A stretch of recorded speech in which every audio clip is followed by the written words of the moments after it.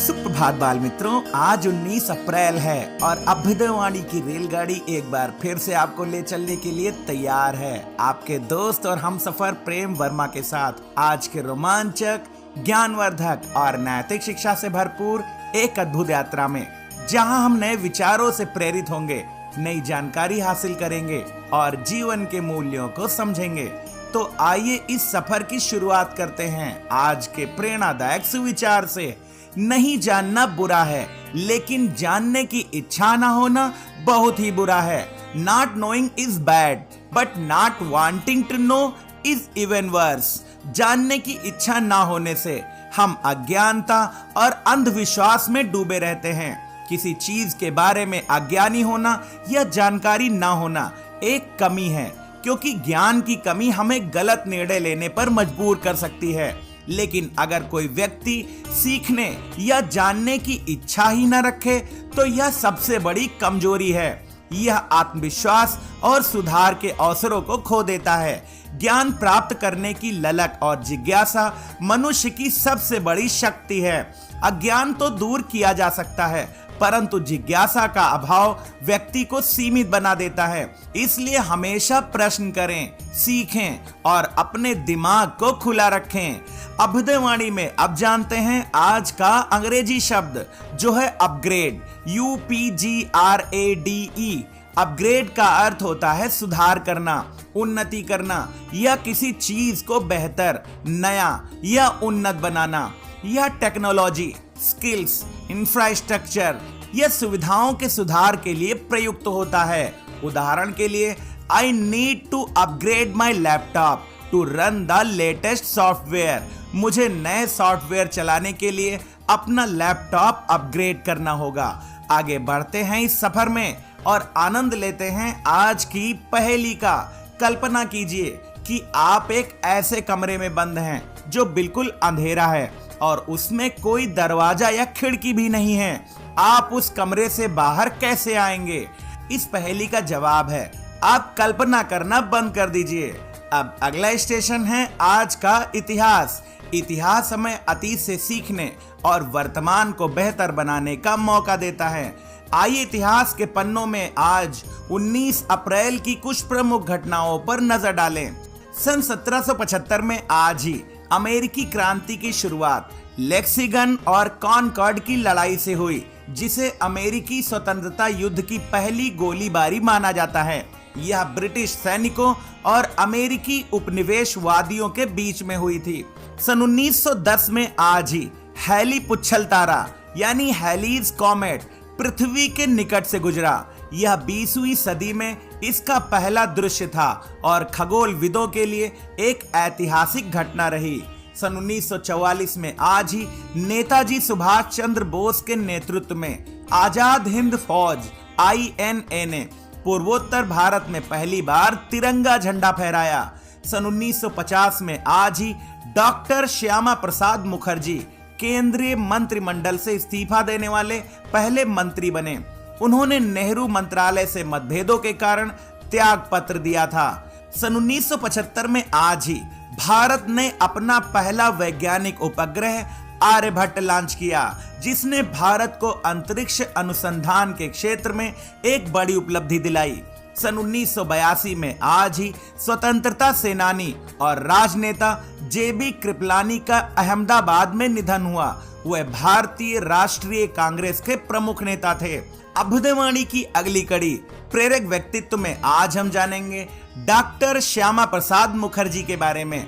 Doctor Shyama Prasad Mukherjee Bharat के प्रमुख शिक्षाविद, विचारक और राष्ट्रवादी नेता थे। उन्होंने भारतीय जनसंघ की स्थापना की, जिसने आगे चलकर भारतीय जनता पार्टी BJP का रूप लिया। श्यामा प्रसाद मुखर्जी का जन्म 6 जुलाई 1901 को कलकत्ता में हुआ था। वह एक प्रखर विद्वान और देशभक्त थे, जिन्होंने भारत की एकता और अखंडता के लिए अपना जीवन समर्पित कर दिया। डॉक्टर मुखर्जी ने कलकत्ता विश्वविद्यालय से शिक्षा प्राप्त की और मात्र 33 वर्ष की आयु में वह कलकत्ता विश्वविद्यालय के कुलपति बने, जिससे वह भारत के सबसे युवा कुलपति बन गए। उन्होंने जवाहरलाल नेहरू की सरकार में उद्योग मंत्री के रूप में भी कार्य किया, लेकिन कश्मीर को विशेष दर्जा देने के मुद्दे पर मतभेद होने के कारण उन्होंने मंत्रिमंडल से इस्तीफा दे दिया। डॉक्टर मुखर्जी का मानना था कि एक देश में दो विधान, दो निशान और दो प्रधान नहीं चलेंगे। वे जम्मू कश्मीर के विशेष दर्जे धारा 370 के खिलाफ थे और इसके विरोध में 1953 में बिना परमिट लिए उन्होंने कश्मीर में प्रवेश किया, जहां उन्हें गिरफ्तार कर लिया गया। रहस्यमय परिस्थितियों में उनकी मृत्यु हो गई, जिसे आज भी एक सवाल के रूप में देखा जाता है। डॉक्टर श्यामा प्रसाद मुखर्जी का जीवन देशभक्ति और सिद्धांतों के प्रति समर्पण का प्रतीक है। उनके विचारों ने भारतीय राष्ट्रवादी आंदोलन को एक नई दिशा दी। आज भी उन्हें भारतीय राजनीति और शिक्षा जगत में एक प्रेरणा स्रोत के रूप में याद किया जाता है। अभ्युदयवाणी के दैनिक विशेष में अब हम जानेंगे 19 अप्रैल को मनाए जाने वाले विश्व लीवर दिवस के बारे में। विश्व लीवर दिवस यानी वर्ल्ड लीवर डे प्रतिवर्ष 19 अप्रैल को मनाया जाता है। लीवर शरीर का एक महत्वपूर्ण अंग है जो पाचन, विषाक्त पदार्थों को बाहर निकालने और उपापचय यानी मेटाबॉलिज्म में महत्वपूर्ण भूमिका निभाता है। विश्व स्वास्थ्य संगठन WHO और अन्य स्वास्थ्य संस्थाएं इस दिन को लीवर स्वास्थ्य के प्रति लोगों को शिक्षित करने के लिए मनाती हैं। विश्व लीवर दिवस का मुख्य उद्देश्य जैसे हेपेटाइटिस, सिरोसिस, फैटी लीवर और लीवर कैंसर के प्रति लोगों को सचेत करना, उनके कारणों और बचाव के उपायों के बारे में जानकारी देना है।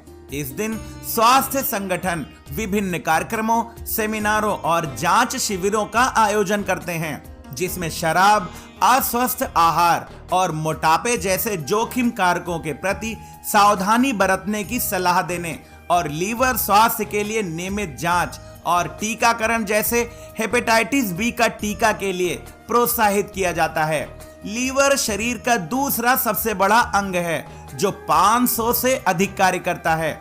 इसके बिना शरीर का सुचारू संचालन असंभव है। आजकल गलत जीवन शैली, जंक फूड, शराब और हेपेटाइटिस जैसी बीमारियों के कारण लीवर रोग तेजी से बढ़ रहे हैं। विश्व लीवर दिवस लोगों को यह समझने का अवसर देता है कि स्वस्थ लीवर के लिए संतुलित आहार, नियमित व्यायाम और नशीले पदार्थों से दूरी जरूरी है। विश्व लीवर दिवस हमें यह याद दिलाता है कि लीवर की देखभाल करना हमारे समग्र स्वास्थ्य के लिए आवश्यक है। अभ्युदयवाणी के अंतिम पड़ाव पर अब सुनते हैं आज की प्रेरणादायक बाल कहानी, जिसका शीर्षक है अमरूद किसका। एक सुंदर से दिन की बात है। कुछ बच्चे पार्क में खेल रहे थे। इनमें दो अच्छे दोस्त राहुल और अर्जुन भी थे। खेलते खेलते उनकी नजर दूर खड़े एक अमरूद के पेड़ पर पड़ी। पेड़ पर एक बड़ा और पका हुआ अमरूद लटक रहा था। दोनों उत्साहित होकर पेड़ के पास चले गए और मिलकर अमरूद तोड़ लिया। लेकिन अब समस्या खड़ी हो गई। अमरूद किसका होगा? राहुल बोला, पहले मैंने पेड़ देखा था इसलिए अमरूद मेरा है।